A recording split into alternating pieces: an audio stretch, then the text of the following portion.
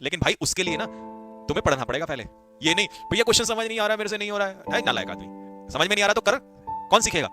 है बचपन में तो एबीसीडी भी नहीं आती थी, आज सीख रहे हो ना। बचपन में आता था कुछ कुछ नहीं आता था, सीखी ना हमने एबीसीडी।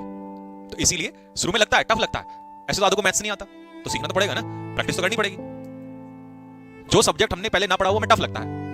अब कई बच्चों ने जीके पहले पढ़ रखी होती है तो उनको जीके आसान लगती है, कई ने जीके नहीं पढ़ी उनको जीके टफ लगती है। और इंग्लिश तो लैंग्वेज है, हमने बचपन से पढ़ी नहीं, स्कूल वालों ने हमें कम पढ़ाई नहीं, पढ़ाई तो ऐसी वाली पढ़ाई जो काम नहीं आती, ये वाली उन्होंने पढ़ाई नहीं, है ना?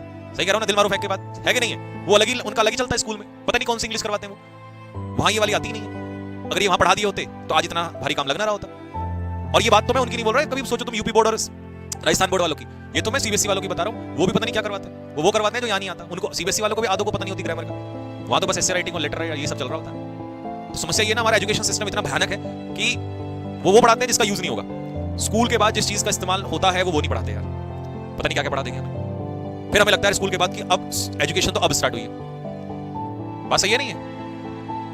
और एक दोस्त आज एक बात बता दो, इंग्लिश सबसे आसान सब्जेक्ट है शुरुआत को छोड़ के, इंग्लिश में सबसे टफ काम है शुरुआत। अगर शुरुआत सही हो जाए मतलब शुरुआत में बच्चा अपने आप को संभाल ले तो फिर इंग्लिश से आसान नहीं। मैथ्स तो ऐसा है हर दिन आपको समस्या देगा, जिस दिन डिजिट बदल जाएंगे उस दिन मैथ्स का क्वेश्चन टफ हो जाएगा। इंग्लिश नहीं टफ होगी, इंग्लिश में अगर एक बार डिलीजेंट का मतलब हार्ड वर्किंग है ना तो 10 साल बाद भी वो सेम ही रहेगा।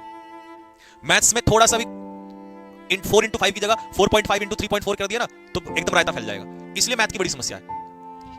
इंग्लिश में क्या है कि फिक्स है, बट वो इतना सारा है कि वो 10 वोकैब याद करके 10 नहीं तैयार हो जाएंगी, फिर लगता है ये आएगी या नहीं आएगी ये भी भरोसा नहीं है। तो इंग्लिश में कंटेंट बहुत सारा है, बहुत सारा है, तो हमें करते करते लगता है यार खत्म होगा कि नहीं होगा, अब लैंग्वेज खत्म कहां से होगी बताओ? ठीक है जी, हाँ पैसा ही पैसा होगा, पैसा ही पैसा होगा, बिल्कुल। कम से कम कुछ तो मोटिवेशन लेके सोया करो। क्या है तुम्हारा? अगर मैं पूछूं कि तुम्हारे पढ़ने का मोटिवेशन क्या है, बताओ क्या है तुम्हारे पढ़ने का मोटिवेशन? आधों को पता नहीं होगा, बस ये पता है भैया नौकरी लग जाए। अरे नौकरी तो लगेगी, नौकरी के बाद कुछ सोचा तो होगा, ये बस ये है कि नौकरी लग जाए, नौकरी के बाद क्या करूंगा ये तो सोचते हो। आंख बंद करने से पहले, सोने से पहले अगर 5 मिनट आंख बंद करते होंगे तो ये तो सोचते हो कि भाई ये करूंगा, ये होगा, इसलिए मुझे डिस्ट्रैक्ट नहीं होना है, इसलिए मुझे इंस्टाग्राम बहुत ज्यादा नहीं चलाना, चलाओ अच्छी बात है लेकिन बहुत ज्यादा नहीं चलाना है, इसलिए मुझे कमेंट में शायरी आशिकी नहीं करनी है। कुछ तो होगा, आता होगा ना, फीलिंग्स आती होगी।